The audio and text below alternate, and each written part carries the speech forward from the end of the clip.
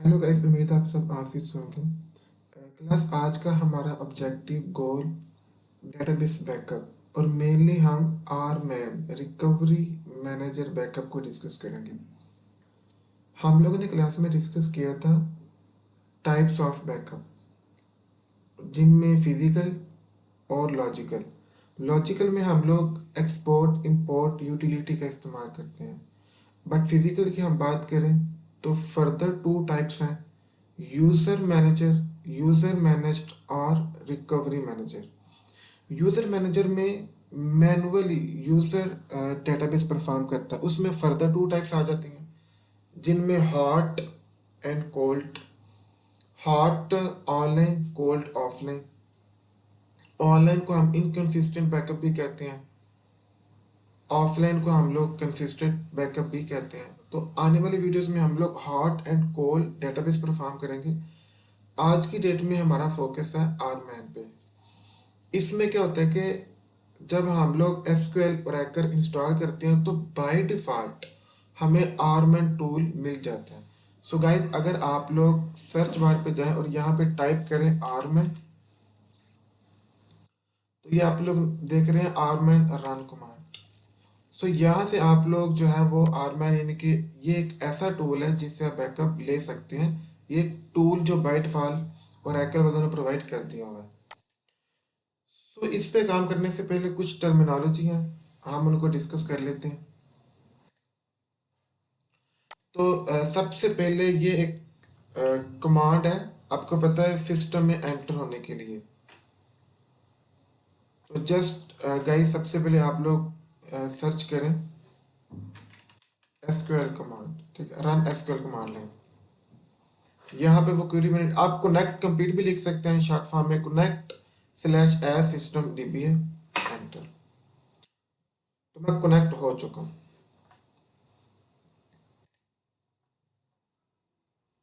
अच्छा, आरबीएन पे काम करने से पहले, रिकवरी मैनेजर पे काम करने से पहले, इसका एक रूल है, असूल है कि जो आपकी डेटाबेस है वो आर्काइव मोड में होनी चाहिए। बेसिकली हमारे पास टू टाइप्स होती हैं, archive and no archive mode. तो फर्स्ट ऑफ ऑल ये क्यूरी जिसको मैं यहाँ से कॉपी करके टाइप करता हूँ, देन हम देखते हैं इसकी रीजन। आर्काइव लॉग लिस्ट, ये कमांड हम इसलिए यूज करते हैं हम देख सके हमारी डेटाबेस किस मोड में है, आर्काइव मोड में है या नो आर्काइव मोड में है। तो गाइस, आप लोग देख रहे हैं उन्होंने बोला आर्काइव मोड इनेबल। अगर तो आर्काइव मोड इनेबल है तो it's okay, well and good. But आप जैसे ही ये कमांड एग्जीक्यूट करें आर्काइव लॉग लिस्ट की और आपको यहाँ पे डिसेबल मिले या नो आर्काइव मोड मिले, तो आपने आर्काइव मोड पे कन्वर्ट करना है, फिर नेक्स्ट एग्जीक्यूशन हो सकते हैं, प्रोसेस कंटिन्यू कर सकते हैं, अदरवाइज हम नहीं कर सकते। आरमैन का रूल है कि आपकी डेटाबेस आर्काइव मोड में होनी चाहिए। अब आप बोलेंगे कि आप बार बार कही जा रहे हैं कि आर्काइव मोड ये क्या होता है, कि ये क्या बला है। तो इसको हम डिस्कस कर लेते हैं जी, आर्काइव मोड है क्या चीज़। गाइस, आपको याद होगा हमने कुछ दिन पहले क्लास में डिस्कस की थी लॉग फाइल्स। लॉग फाइल में हम लोग क्या करते हैं, हमारी डेटाबेस में हमने जो भी अपडेशन की होती है, इंसर्ट की है, डिलीट की है, मतलब कुछ भी जो भी चेंजिंग्स की हैं, वो सारी की सारी जो चेंजिंग्स हैं वो लॉग फाइल में जा रही होती हैं। कि अगर खुदा ना खास्ता हमारा जो डाटा वो लॉस होता है, कमिट नहीं होता, तो हम अनडू की स्टेज पे जा सकते हैं, कंसिस्टेंसी को अचीव कर सकते हैं। तो लॉग फाइल को हम डिस्कस कर चुके थे कि हम डाटा रिकवर करते हैं log file. So in simple, in short आप कह सकते हैं कि हमारी जो अपडेशन है वो पहले लॉग फाइल में जाती है, लॉग फाइल के बाद एक्चुअल फाइल में जाती है, एक्चुअल डेटाबेस में जाती है। जो भी यूजर अपडेट करता है पहले लॉग फाइल अपडेट होती है, लॉग फाइल आपकी एक्चुअल डेटाबेस को अपडेट करती है। और ये एक ऐसा मेथड था जिससे हम लोग कंसिस्टेंसी अचीव कर सकते थे। सो गाइस, इस चीज को हम कहते हैं रीडो लॉग फाइल। जो मैंने अभी आपको कहानी सुनाई है इसको हम क्या बोलते हैं, redo log file. Redo log file अगर हम ऑफलाइन यूज करें तो इसको हम बोलेंगे archive log file. Archive log, अभी शायद आपको नहीं समझ आई, मैं थोड़ा सा मजीद इसको चेंज करता हूँ कि आर्काइव लॉग फाइल होती है क्या। लेट से यूजर ने कोई भी चेंजेस की हैं वो लॉग फाइल पे जा रही हैं और उसको हम बोलेंगे करंट लॉग फाइल। ठीक है guys, current log file, user जो भी चेंज कर रहा है वो लॉग फाइल में जाए। अब मुमकिन था कि वो जो लॉग फाइल है वो मुकम्मल हो जाए, वो बफर फुल हो जाए, क्योंकि अल्टीमेट देखा जाए तो जो चेंजिंग है वो बफर पे जा रही है ना, जिसको हम लॉग फाइल बोल रहे हैं। तो बफर फुल हो जाएगा तो क्या होगा, बट यूजर तो फिर चेंजिंग करता जा रहा है, तो हमें एक नई लॉग फाइल चाहिए होगी। तो अब क्या होगा कि ये जो पहले करंट लॉग फाइल थी ये फुल हुई, यूजर अभी भी चेंजिंग कर रहा है, मुझे एक नई लॉग फाइल चाहिए। तो अब क्या होगा कि नई लॉग फाइल में चेंजिंग अपडेट होना शुरू हो जाएंगी, वो करंट हो जाएगी, और ये जो पहले करंट थी उसको हम आर्काइव बोल देंगे और इसको हम एक्टिव बोलेंगे। एक्टिव आर्काइव लॉग फाइल का मतलब ये होगा कि इस लॉग फाइल में यूजर ने चेंजिंग्स की हैं जो अभी एक्चुअल डेटाबेस में अपडेट होंगी कुछ ही देर के बाद, कुछ ही लम्हों के बाद। सो ये फंडा है ओवरऑल लॉग फाइल का, आर्काइव लॉग फाइल का। अगेन बोल रहा हूँ कि देखिए, लॉग फाइल है, यूजर चेंजिंग्स करता जा रहा है, बफर है, फुल हो गया, बट यूजर अभी भी चेंजिंग्स करता जा रहा है, तो हमें नई लॉग फाइल चाहिए। तो अब नई वाली करंट बन जाएगी, तो जो लास्ट करंट होगी ना, लास्ट करंट, शायद अब आप इस बात को पकड़ पाए, जो लास्ट करंट होगी उसको हम क्या बोल देंगे, एक्टिव। एक्टिव एक्टिव का मतलब ये था कि भाई अभी इसमें जो चेंजिंग्स हुई है ना ये परमानेंट नहीं हुई, ये अभी एक्चुअल डेटाबेस में जाएंगी।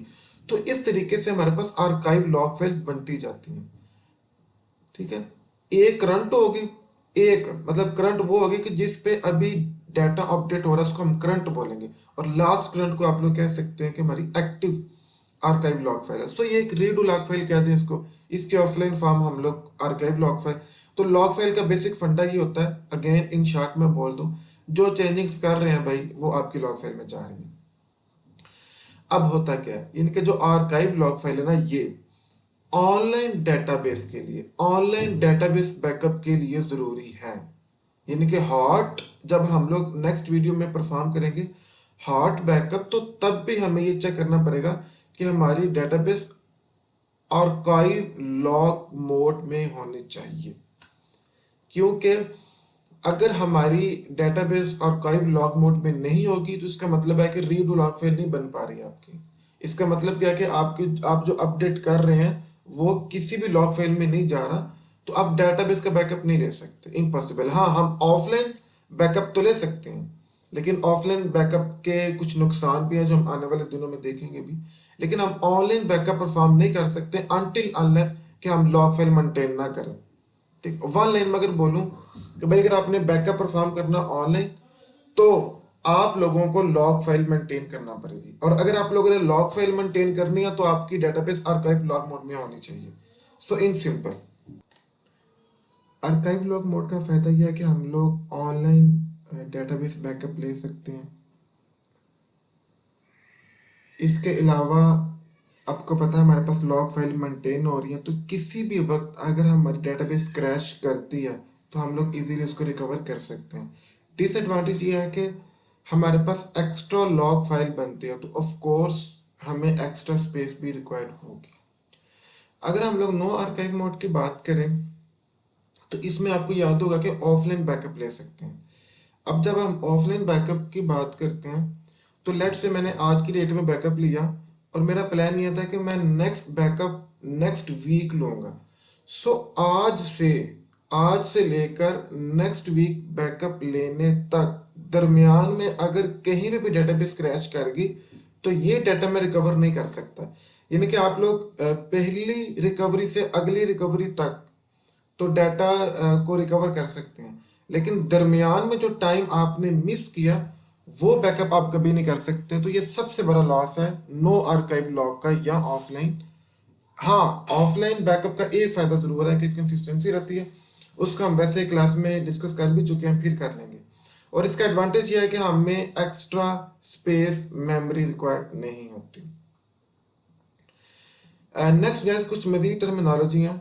आपको याद होगा कि हमने कहा था कि हमारी डेटाबेस एक कमांड है जिसका नाम है स्टार्टअप, वो अभी मैं यूज़ भी करूँगा। स्टार्टअप कमांड जब हम लोग यूज़ करते हैं, यानी कि ये बात समझ लें, डेटाबेस शट डाउन भी हो सकती है, और जब हम लोग डेटाबेस शट डाउन करते हैं तो हमारी डेटाबेस स्टार्ट भी होगी। हमें डेटाबेस को स्टार्टअप कमांड से स्टार्ट करना पड़ेगा। अब ये डेटाबेस शट डाउन कब करते हैं? अगेन वही बात है आने वाले दिनों में, कि जब हम ऑफलाइन बैकअप लेंगे तो ऑफलाइन बैकअप के लिए ज़रूरी है कि डेटाबेस शट डाउन करनी पड़ेगी। ऑनलाइन डेटाबेस के लिए डेटाबेस को शट डाउन करना ज़रूरी बिल्कुल भी नहीं है। सो जब हम लोग डेटाबेस शट डाउन करेंगे तो ऑफ कोर्स फिर हम स्टार्टअप की कमांड भी चलाएंगे, यानी कि डेटाबेस को स्टार्ट भी करेंगे। तो जब डेटाबेस स्टार्ट होगी तो तीन काम होते हैं बेसिकली। फर्स्ट, नो माउंट, ठीक है guys. Second, mount. Third, open. ये तीन स्टेजेस हैं। जब हम लोग स्टार्टअप की कमांड एग्जीक्यूट करते हैं तो हमारी डेटाबेस इन थ्री स्टेजेस से गुजरती है।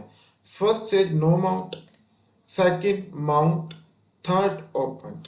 नो माउंट स्टेज पे क्या होता है कि हमारी जो पैरामीटर फाइल्स हैं, ठीक है, इनके पी फाइल और हमारी जो एस पी फाइल्स हैं, ये वो फाइल्स हैं जहाँ पे हमारे डाटा की लोकेशन का, मेमोरी यूजेज का जिक्र किया जाता है। ये वो है पैरामीटर फाइल। तो हमारी डेटाबेस पैरामीटर फाइल्स को रीड करती है in no mount stage. But ये बट सिंगल टी वाला है। बट ये जब हमारी डेटाबेस माउंट स्टेज पे आती है तो तब वो पी फाइल और एस पी फाइल के अलावा कंट्रोल फाइल को भी रीड करती है। इनके कंट्रोल फाइल में हमारी जो मेटा इंफॉर्मेशन होती हैं वो इंफॉर्मेशन होती हैं, तो कंट्रोल फाइल भी रीड की जाती है।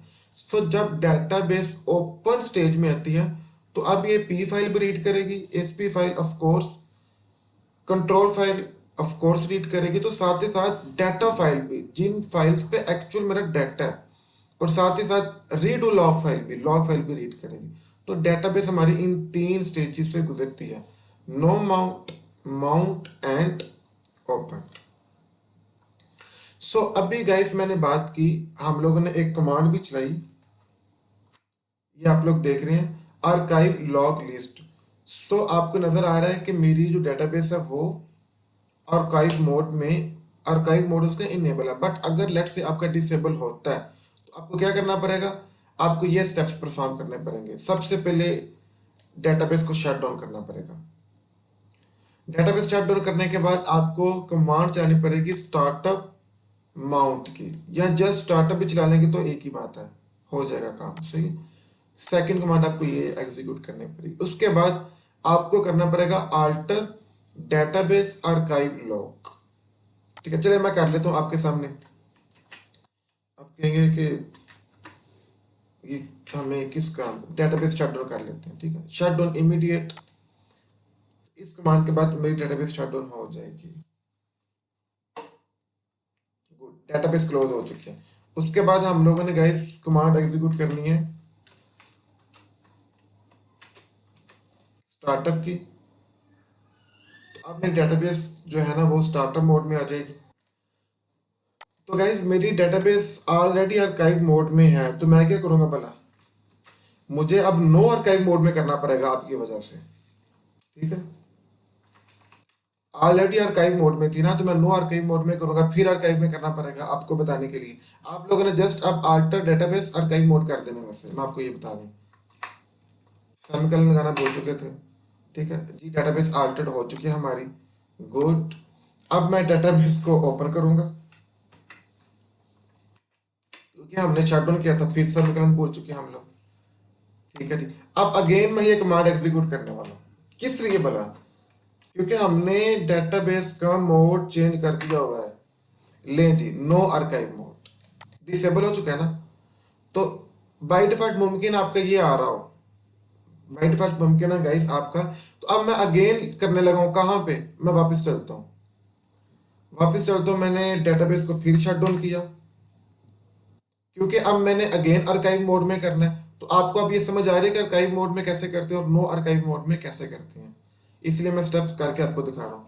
उसके बाद हम लोग स्टार्टअप की कमांड चलाएंगे, अगर मुझे मिल जाए मेरी हिस्ट्री में। गुड, मिल गई।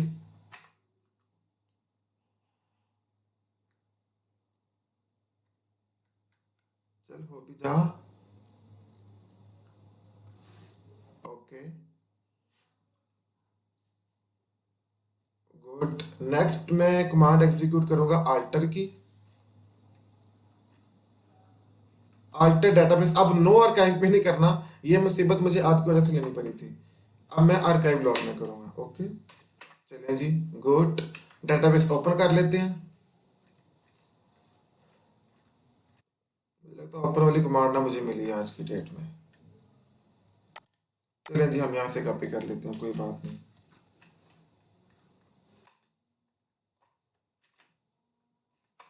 जी ओपन की कमांड मुझे मिल चुकी है, और अगेन मुझे लास्ट पे ये कमांड एग्जीक्यूट करनी है। ये मैं कॉपी पेस्ट इसलिए कर रहा हूँ कि बार बार जो है ना वो एरर्स के चांसेस कम हो जाते हैं ऐसे करने।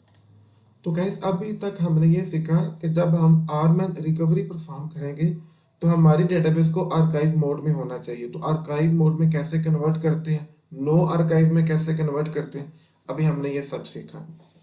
नेक्स्ट मैं अगेन क्यूरी एग्जीक्यूट कर रहा हूँ, देखते हैं जी ये क्यूरी क्या करती है। सिंपल है, select table space name from dBA table spaces. चलिए जी, तो मेरे पास कुछ टेबल स्पेसेस आ रही हैं, system, system auxiliary, unto table space, temp यानी कि टेम्परेरी, और यूजर। तो टेबल स्पेस कुछ भी नहीं है, just collection of files. Table space कुछ भी नहीं है, just collection of objects. Table space कुछ भी नहीं है, just collection of tables, views, indexes. So मेरी डेटाबेस के जो ऑब्जेक्ट्स होते हैं उनका कलेक्शन टेबल स्पेस है। तो जब हमारी डेटाबेस क्रिएट होती है ना, तो दो टेबल स्पेसेस तो मस्ट होते हैं। वैसे देखा जाए तो ये बाय डिफॉल्ट है, इनमें से मैंने कोई भी क्रिएट नहीं की। हाँ मैं खुद कर भी सकता हूँ, मैं अपनी टेबल स्पेस भी क्रिएट कर सकता हूँ, बट ये फिलहाल जो है ना ये बाय डिफॉल्ट मुझे मिली हुई है, यानी कि इन बर्थ मिली हुई है। तो सिस्टम, सिस्टम में क्या होता है, तो गाइस सिस्टम टेबल स्पेस में हमारी जो मेन कंट्रोल फाइल्स होती हैं, जो डाटा डिक्शनरी फाइल्स होती हैं, जो स्ट्रक्चर जिनमें मेमोरी की, वो सारी की सारी इंफॉर्मेशन होती है सिस्टम टेबल स्पेस में, जो हाई लेवल इंफॉर्मेशन।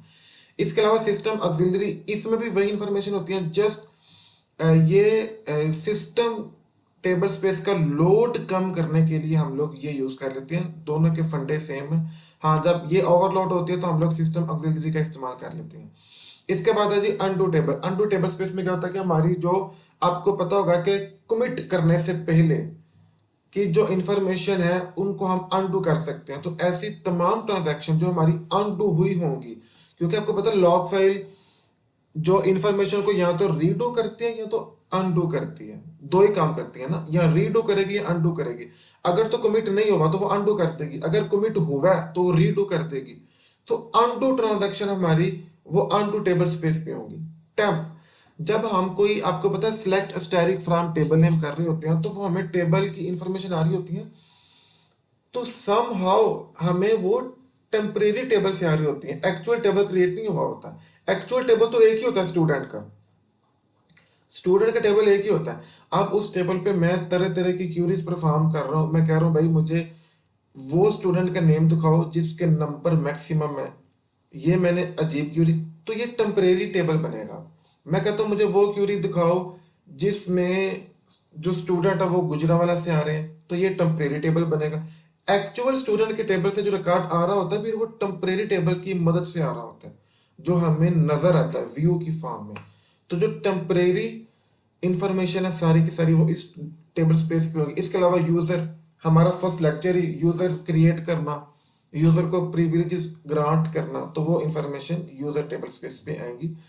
तो ये है बेसिकली मेरे पास टेबल स्पेस। अब मैंने ये क्यों आपको बात बताई, इसलिए कि भाई हम लोग टेबल स्पेस का भी बैकअप ले सकते हैं, हम लोग कंट्रोल फाइल का भी बैकअप ले सकते हैं, हम लोग डाटा फाइल का भी बैकअप ले सकते हैं। तो इसलिए ये इंफॉर्मेशन आपके पास होनी चाहिए, आपके नॉलेज में होनी चाहिए।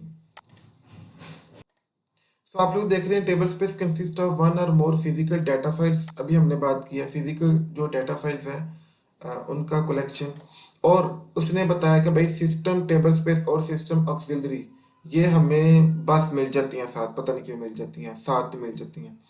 इसके अलावा एक और क्यूरी है, select file name from dBA data file. चलें जी ये क्यूरी चला के देखते हैं इसका क्या मतलब है। पहले मैंने टेबल स्पेस, अब मैं फाइल की इंफॉर्मेशन देखता हूँ। तो उसने मुझे बताया कि सी ड्राइव में ओरेकल एक्जी के नाम से फोल्डर है, जिसमें मजीद सब फोल्डर है ऐप, जिसमें एक और डायरेक्टरी है ओरेकल, उसके अंदर ये फाइल है जी आपकी। ठीक है, जो भी यूजर, ये आप कहेंगे कि ये क्या तमाशा खड़ा कर दिया। मैं बताता हूँ आपको।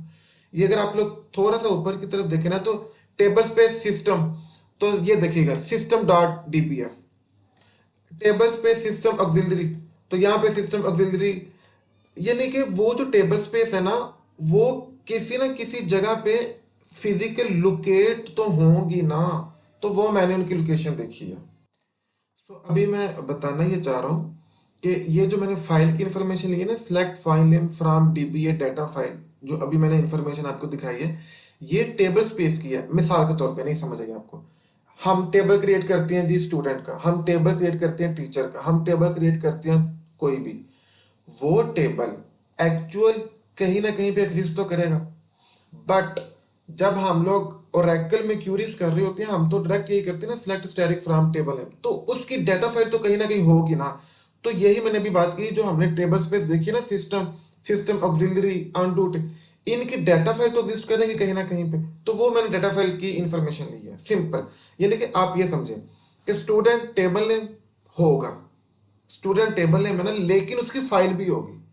सो जितने भी टेबल, जितने भी इंडेक्सेस, जितने भी व्यूज होते हैं, उनकी फाइल भी एग्जिस्ट करती है। ये एक नई इंफॉर्मेशन थी आपके लिए। तो फिजिकल फाइल होती है, लाजमी होती है। तो उन्हीं इन्हीं टेबल स्पेस की, यानी कि ये देखें, इन टेबल स्पेस की ये फिजिकल फाइल्स हैं। यानी कि ये जो टेबल स्पेसेस हैं, इनका डाटा यहाँ पे मौजूद है भाई, यहाँ पे मौजूद है। आप कहेंगे कहाँ पे मौजूद है, मैं चलिए आपको दिखाई देता हूँ। ये मैंने पाथ कॉपी किया और मैं जाता हूँ इस पे रन पे, वो पाथ पेस्ट करके मैं ओके करता हूँ। एक सेकेंड जी, एक सेकेंड, ये आपकी नजर लग गई है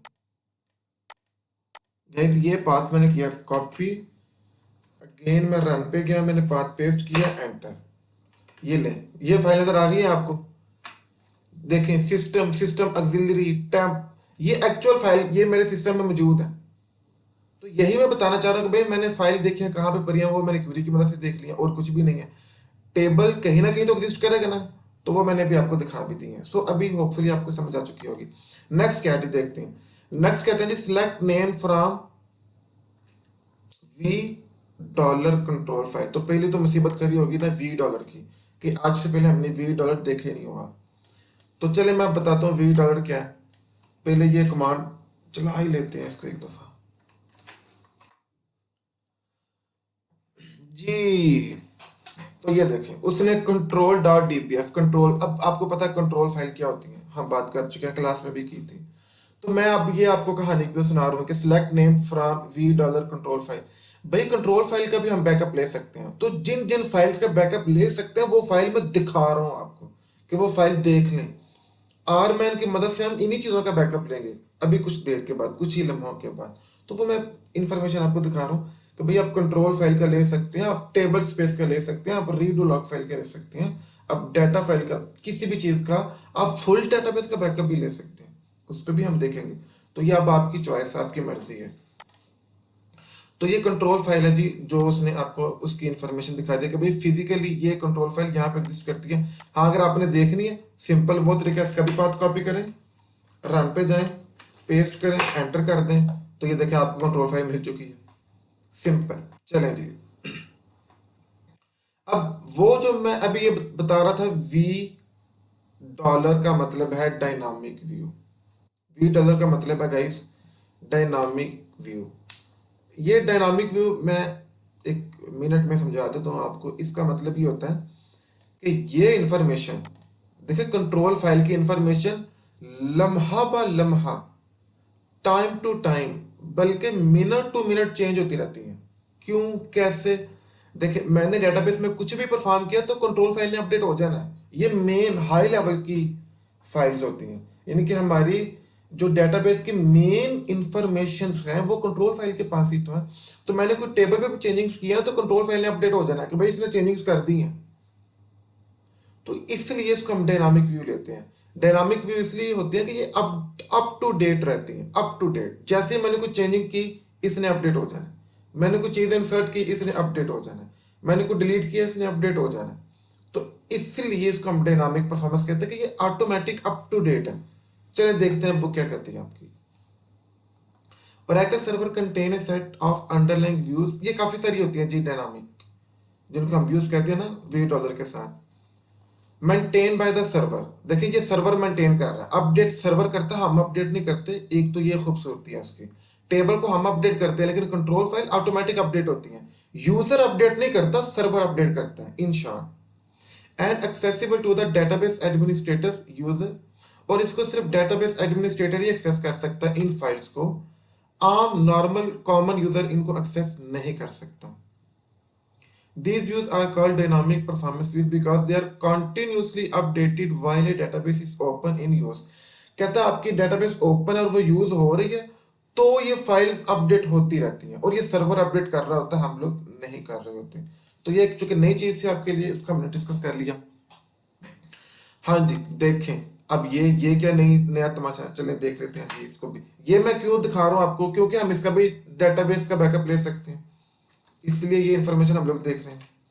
select group member from we dollar log, अब वी डॉलर की आपको समझ आ चुकी है, ये लॉग फाइल है। ऊपर हमने कंट्रोल फाइल, लॉग फाइल किस लिए होती है, हमारी जितनी भी चेंजिंग्स होती हैं वो लॉग फाइल में मेंटेन हो रही होती हैं। ओके चलो एंटर जी, क्यों नहीं चली, हाँ जी चल गया। मेरे पास कितने ग्रुप हैं, दो ग्रुप हैं, और दोनों ग्रुप में मेंबर्स भी एक एक हैं। ये दो ग्रुप इसलिए हैं, चलें अभी आपको मैं एक और चीज समझाता हूँ। ये क्वेरी चलाते हैं, अभी आपको उसकी भी समझ आ जाएगी। तो मैं ये क्वेरी एग्जीक्यूट करता हूँ। Group one status current, group two status inactive. और बोलना नहीं है आपने, क्या नहीं बोलना, ये वी डॉलर लॉग, यानी कि ये लॉग फाइल के मैं ग्रुप देख रहा हूँ। तो गाइस होता ही है, पहले हम समझते हैं ग्रुप क्या होते हैं, फिर हम समझते हैं मेंबर क्या होते हैं, फिर हम समझते हैं स्टेटस क्या होता है। ग्रुप होते हैं, हमारे पास जो रीड लॉग फाइल है उसमें तीन तरह के ग्रुप्स हो सकते हैं, करंट इनएक्टिव एक्टिव। तीन तरह के ग्रुप्स हो सकते हैं रीडू लॉग फाइल में, जिनको लॉग फाइल कहते हैं, जिनको आप आर्काइव लॉग फाइल भी कहते हैं। अभी हमने शुरू में आर्काइव मोड और नो आर्काइव मोड को डिस्कस किया हुआ था, और नो आर्काइव मोड में तो फिर ये ग्रुप्स होंगे ही नहीं, ऑफ कोर्स अंडरस्टूड है। तो ये आर्काइव मोड में ये ग्रुप्स होंगे। तो हमारे पास ग्रुप्स होते हैं रीडू लॉग फाइल के अंदर, कितने तरह के, करंट इनएक्टिव और एक्टिव। अब करंट का मतलब क्या है, मतलब एक ग्रुप है जो करंट हो सकता है। करंट का मतलब है कि इस वक्त जो मैं डेटाबेस पे चेंजिंग्स कर रहा हूं वो इस ग्रुप में चेंजिंग्स जा रही हैं। ओके, इनएक्टिव का मतलब है कि ये ग्रुप एक्स्ट्रा है, जिसको हम कहते हैं ना स्टैंड बाय पे लगा देना, दो दो बंदों को स्टैंड बाय पे लगा देना, कि एक को तो मैं इस्तेमाल कर रहा हूं, दूसरे को तब इस्तेमाल करूंगा जब ये हाथ से निकल जाएगा, तो इसको हम कहते हैं स्टैंड बाय पे लगा देना।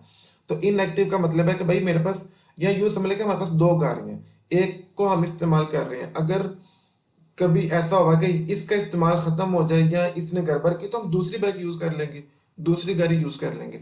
तो करंट का मतलब ये होगा कि ऐसा ग्रुप जिसमें चेंजिंग्स हो रही है, बट जब ये ग्रुप फुल हो जाएगा तो इनएक्टिव फिर करंट बन जाएगा, और जो करंट होगा वो एक्टिव हो जाएगा।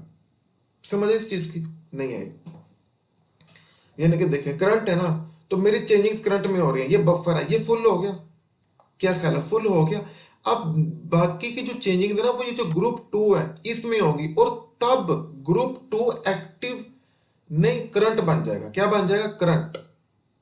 और ये जो करंट होगा इसको हम एक्टिव कह देंगे। एक्टिव का मतलब ये होगा कि भाई इस ग्रुप में चेंजिंग्स हुई है और ये चेंजिंग अभी एक्चुअल डेटाबेस पे अपडेट होंगी, इसका मतलब होता है एक्टिव ग्रुप। एक्टिव ग्रुप का मतलब ये होता है कि इस ग्रुप में चेंजिंग्स हुई हैं और ये ग्रुप अपडेट होगा एक्चुअल डेटाबेस में जाके, क्योंकि हम ये बात सीख चुके हैं, हमारी जितनी भी अपडेट्स होंगी वो सारी की सारी अपडेट्स पहले रीडू लॉग फाइल में होंगी, देन एक्चुअल डेटाबेस में होंगी। इस चीज को हम क्लियर कर चुके हैं, जितनी भी चेंजिंग्स हैं पहले रीडू लॉग फाइल में होंगी, देन एक्चुअल डेटाबेस में होंगी। तो ग्रुप तीन तरह के हो सकते हैं, करंट इनएक्टिव एक्टिव। करंट का मतलब कि अभी इस ग्रुप में चेंजिंग्स हो रही हैं, जब करंट फुल हो जाएगा तो ये इनएक्टिव बन जाएगा करंट, इनएक्टिव बन जाएगा करंट, और करंट बन जाएगा एक्टिव। तो जो इनएक्टिव करंट बनेगा, बाकी की चेंजिंग इस ग्रुप में होना शुरू हो जाएंगी। समझ पा रहे हैं इस चीज को? और करंट एक्टिव बन जाएगा। एक्टिव का मतलब ये होगा कि इस ग्रुप में चेंजिंग हुई है, लेकिन वो परमानेंट नहीं हुई, परमानेंट करनी है हमने। तो ये थी गाइस लॉग के अंदर ग्रुप्स। अच्छा, ग्रुप्स में मेंबर नहीं मैंने डिस्कस किया, मेंबर का मतलब क्या है। तो देखिए, हम लोग कोशिश ये करते हैं कि ग्रुप्स के अंदर ज्यादा मेंबर हो। ग्रुप्स के अंदर ज्यादा मेंबर होने का मतलब ये होगा कि देखिए ना, अगर एक ग्रुप है तो फिर क्या होगा कि ग्रुप का एक मेंबर फुल हो गया, फिर दूसरा मेंबर यूज होगा। अगर उस ग्रुप का दूसरा मेंबर फुल हो चुका है, फिर तीसरा मेंबर यूज होगा।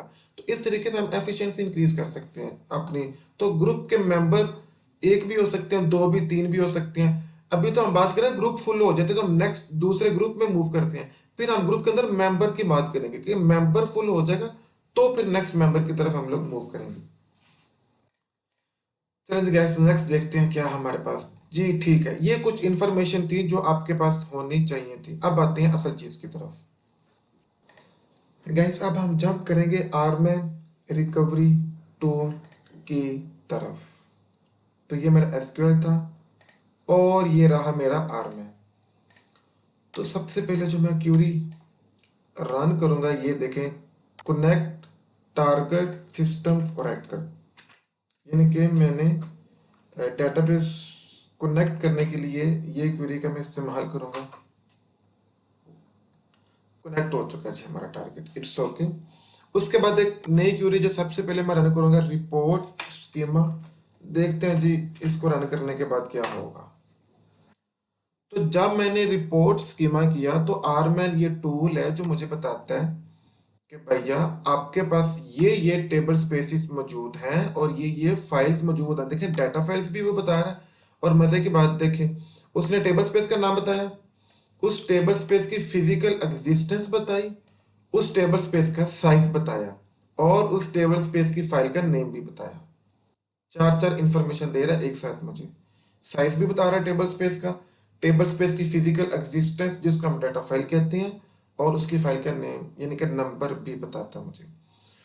तो रिपोर्ट स्कीमा ये मैंने इसलिए किया कि जब मैं बैकअप लूंगा तो मेरी मर्जी है, मैं सिस्टम टेबल स्पेस का बैकअप लूँ, मेरी मर्जी है कि मैं इसका लूँ, मेरी मर्जी है कि मैं इसका लूँ, और मेरी मर्जी है कि मैं सारे का ले लूँ। तो इसलिए हम लोगों ने रिपोर्ट स्कीमा किया कि हमने किस टेबल स्पेस या किस फाइल का बैकअप लेना, तो हम लोग चेक कर सकते हैं जी।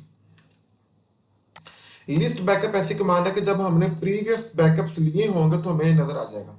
लाइक अगर मैं ये कमांड एग्जीक्यूट करता हूँ तो ये टूल मुझे बताएगा, यानी कि ये बता रहा है कि ये देखें, लेट्स से वो कह रहा है कि 2 दिसंबर 2022 को आपने बैकअप लिया।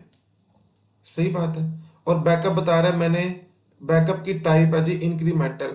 आप कहेंगे ये क्या, अभी बताता हूँ भाई आने वाले दिनों में, बल्कि अभी कुछ ही लम्हों में हम बता देंगे कि इंक्रीमेंटल भी किसी चीज़ का नाम होता है। डेटाबेस की टाइप है डिफरेंशियल इंक्रीमेंटल। सो अभी देखते हैं। तो वो खैर मुझे बता ये रहा है कि भाई आपने हिस्ट्री है ना, देखें वो कहता है 2 दिसंबर को आपने ये भी बैकअप लिया हुआ है इंक्रीमेंटल। ठीक है, ये फुल बैकअप लिया होगा। ये फुल क्या है, इंक्रीमेंटल क्या है, मैं अभी बता दूंगा, लेकिन वो मैं हिस्ट्री दिखा रहा हूँ आपको, तो वो मुझे दिखा रहा है कि भाई आपने ये बैकअप्स लिए हुए हैं। तो लिस्ट बैकअप का मतलब ये हुआ। अच्छा जी, अब ये कमांड चलाते हैं, इसको देखते हैं। अब आपने बैकअप लेना है तो कैसे करेंगे ये बैकअप, टेबल स्पेस, आगे टेबल स्पेस का नाम। तो टेबल स्पेस काफी सारी थी हमारे पास। अगर मैं ऊपर आके आपको दिखाऊं ना, तो ये देखें, system, system auxiliary, undo, user. तो किसी भी टेबल स्पेस का नाम लें, आप उसका बैकअप ले सकते हैं। लाइक मैं लेता हूं यूजर्स का। किसका लेता हूं, यूजर्स का बैकअप। चलिए, बैकअप स्टार्ट हो गया मेरा। तो ये आरमैन रिकवरी टूल है, ये इतना खूबसूरत है कि ऐसे ऐसे बैकअप लिया जाता है, सिंपल। तो मैंने टेबल स्पेस का बैकअप ले लिया जी। इसके अलावा मैं कंट्रोल फाइल्स का बैकअप ले सकता हूँ।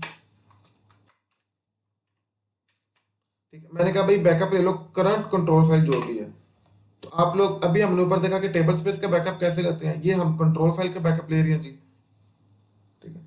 अच्छा, ये नीचे एक और कमांड है, इसका मतलब क्या है कि फुल बैकअप लो, फुल बैकअप लो। एक सेकेंड। वैसे गैस आप लोग देख रहे हैं हम लोगों ने डेटाबेस की स्पेलिंग ही गलत लिखे थे, देखें डाटा BAAS और आप लोगों ने बताया ही नहीं था मुझे।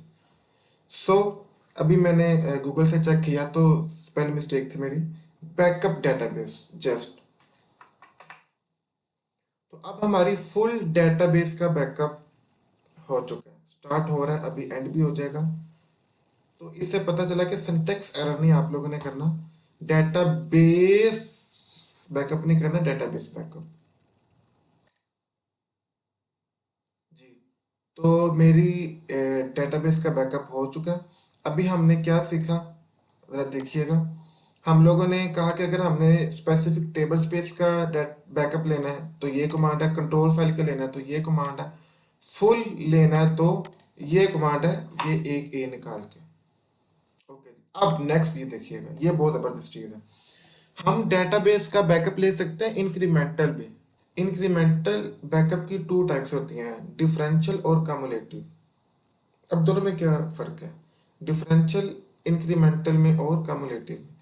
बाय डिफॉल्ट जो इंक्रीमेंटल डेटाबेस बैकअप होता है वो डिफरेंशियल ही होता है, कम्युलेटिव हमें खुद से बताना पड़ता है। एक बात, सेकंड, जो डिफरेंशियल इंक्रीमेंटल डेटाबेस बैकअप है उसमें क्या होगा, एग्जांपल देखिएगा, मैंने आज बैकअप लिया, आज बैकअप हो गया, मैं कल बैकअप लूंगा तो कल सिर्फ उस चीज़ का बैकअप लिया जाएगा जिसका मैंने आज नहीं लिया होगा। मिसाल के तौर पे मैंने 10 से 20% तक बैकअप ले लिया आज, कल जब मैं बैकअप लूंगा ना तो डिफरेंशियल में 20 से स्टार्ट होगा, 20 से आगे 30 तक होगा।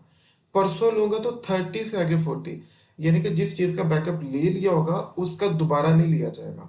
इन शॉर्ट डिफरेंशियल का ये मतलब है कि एक दफ़ा जिस चीज़ का बैकअप ले लिया अगले दिन उस चीज़ का बैकअप नहीं लिया जाएगा, अपडेट वाली चीज़ का लिया जाएगा, यानी कि जो चीज़ आपने अपडेट की होगी जस्ट उसका बैकअप होगा। इसको हम क्या बोलेंगे, डिफरेंशियल। कम्युलेटिव का क्या मतलब है कि मैंने आज बैकअप लिया, कल फिर बैकअप लिया, थोड़ी सी चेंजिंग्स की थी, तो वो कल जो मैं बैकअप लूंगा उसमें आज वाला बैकअप फिर जीरो से स्टार्ट होगा। क्या होगा, जीरो से स्टार्ट होगा। परसों मैंने बैकअप लिया तो फिर जीरो से स्टार्ट होगा। तो कम्युलेटिव में देखा जाए तो कम्प्लेक्सिटी ज़्यादा है, ज़्यादा कैलकुलेशन परफॉर्म करने, लेकिन वो ज़्यादा कंसिस्टेंट होगा कम्युलेटिव इंक्रीमेंटल से। सो इंक्रीमेंटल में होगा कि जो चेंज किया जस्ट उसका बैकअप, कम्युलेटिव में होगा कि जो चेंज किया उसका होगा ही होगा, उसके साथ पिछले का भी होगा, यानी कि फिर जीरो से स्टार्ट होगा, हर आने वाले दिन जीरो से स्टार्ट होगा कम्युलेटिव में। डिफरेंशियल में जीरो से स्टार्ट नहीं होगा। तो ये एक फर्क था। तो गैस अब हम लोग लेते हैं डिफरेंशियल इंक्रीमेंटल बैकअप। तो अगेन इस चीज़ को कॉपी कर लें, बल्कि इस चीज़ को कॉपी करने से पहले मैं रिपोर्ट स्कीमा पे जाता हूँ।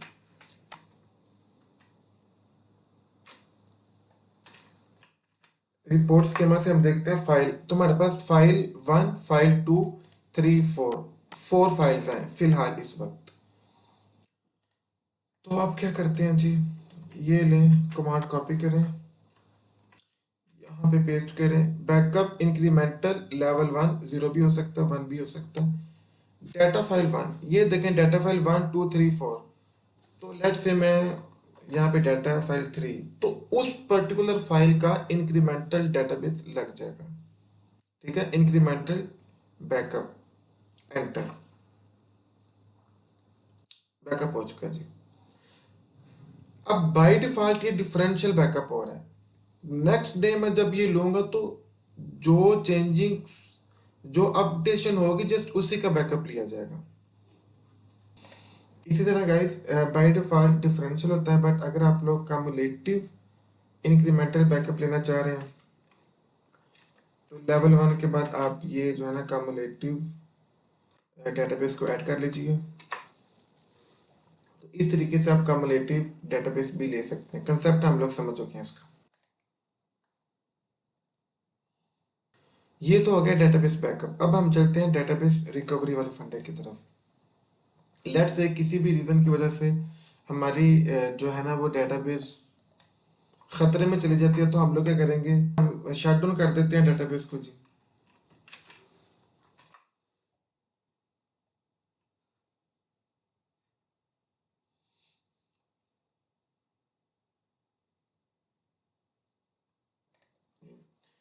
तो गाइस अब ये डेटाबेस रिकवरी को हम लोग देख रहे हैं। बैकअप तो हमने ले लिया, तो शट डाउन करेंगे। शट डाउन करने के बाद आपको पता है हम लोग करते हैं स्टार्टअप।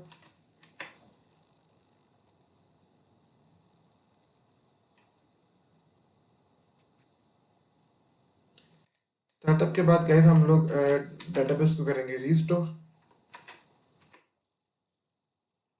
रीस्टोर करने के बाद हम लोग रिकवर की कमांड एग्जीक्यूट करेंगे। तो कोई भी फाइल जो आपकी मिस होगी ना वो ऑटोमेटिक एडजस्ट हो जाएगी, यानी कि कोई भी अगर इशू है ना, आपकी फाइल जो रिमूव हो चुकी है किसी भी वजह से, आप जस्ट ये फुल डेटाबेस रिस्टोर वाली कमांड एग्जीक्यूट करें, आपको आपकी फाइल वापस मिल जाएगी।